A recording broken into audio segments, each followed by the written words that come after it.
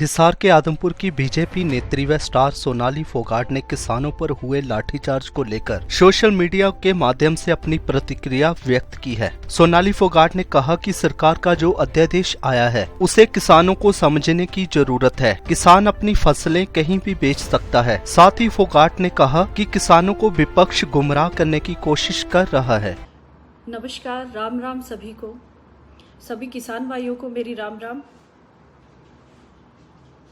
जैसा कि सभी सोशल मीडिया के साथी जानते हैं कि अक्सर मैं किसी न किसी विषय को लेकर लाइव होती रहती हूँ और कल की बात है कि किसानों को लेके एक प्रदर्शन हरियाणा में हुआ और किसानों पे लाठीचार्ज भी हुआ। उसको लेके कुछ बात हम करने वाले हैं। देखिए, अगर किसी के साथ ऐसा व्यवहार होता है सरकार के द्वारा तो वो ठीक नहीं है। इस बात को मैं भी मानती हूँ, हर कोई मानता है। लेकिन क्यों हुआ और किस वजह से हुआ, उस बारे में हम चर्चा करेंगे। दोस्तों, सरकार का जो अध्यादेश आया है उस पे अमल करने की बात है, उसको समझने की बात है। हमारे देश का जो किसान है वो ज़्यादातर अपने काम में बिजी रहता है।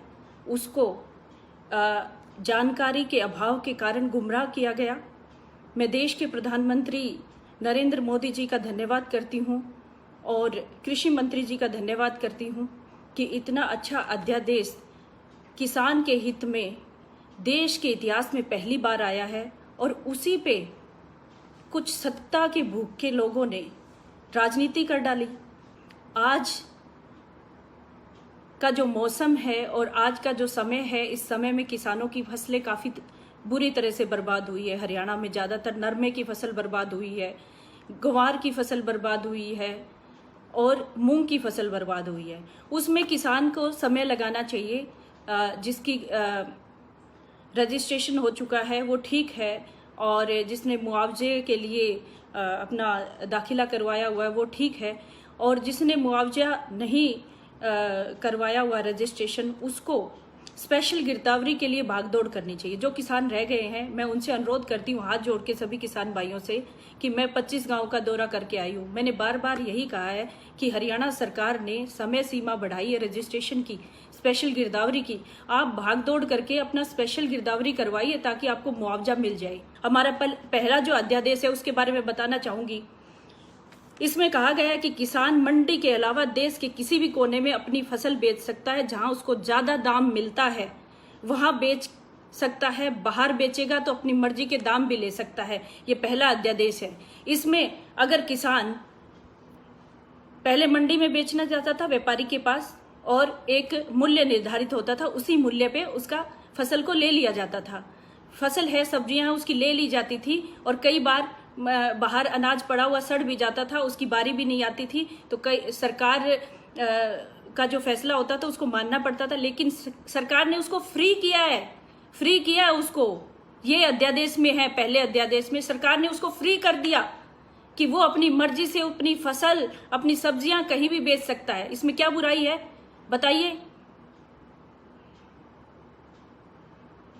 जो लोग घटिया राजनीति कर रहे हैं उनसे मैं पूछना चाहती हूं, उन कांग्रेसियों से पूछना चाहती हूं, क्या गलत किया है इसमें सरकार ने?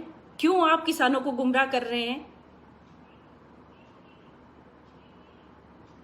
जवाब है आपके पास? कोई जवाब नहीं है इसका। आप तो सिर्फ किसानों को बहला फुसला के सड़कों पे ले आए लाठियां खाने के लिए।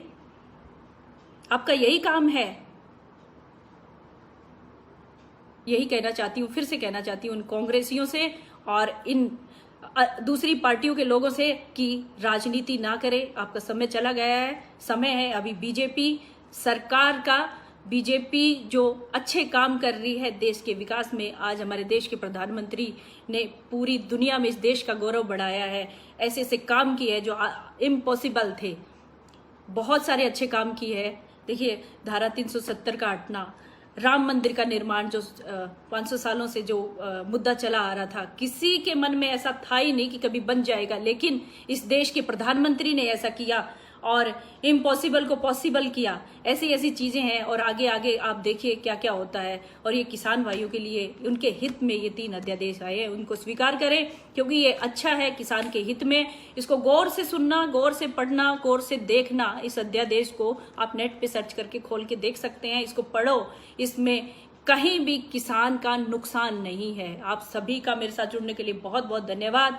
और ये लोग आपको गुमराह कर रहे हैं, मैं किसान भाइयों आपसे फिर कहना चाहती हूँ, ये लोग गुमराह कर रहे हैं, ये गलत आपको बता रहे हैं। आप इसको गौर से पढ़िए, आप इसको मेरी जो 3 बातें मैंने 3 अध्यादेश आपको सुनाए, इसको जरूर सुनिए ताकि आपको पता चले ये सरकार आपके हित में काम कर रही है और हमेशा करेगी। अगर जिस दिन किसान का हित होगा मैं पार्टी छोड़ दूंगी और आप लोगों के साथ जुड़ जाऊंगी और मुझे कोई इसमें परवाह नहीं है किसी चीज की।